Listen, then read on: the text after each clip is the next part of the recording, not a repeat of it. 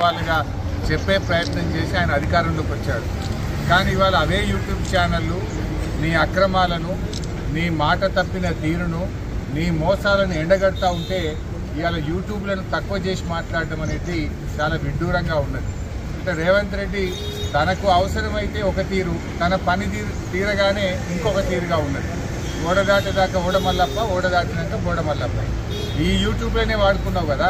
ఈ యూట్యూబ్లను నమ్ముకొని నువ్వు మరి గత ప్రభుత్వం మీద ఆరోపణలు చేసి, గత ప్రభుత్వం మీద ఉన్నవి లేనట్టు, లేని ఉన్నట్టు చెప్పి, అబద్ధాలు చెప్పి నువ్వు అధికారంలోకి వచ్చినావు కదా.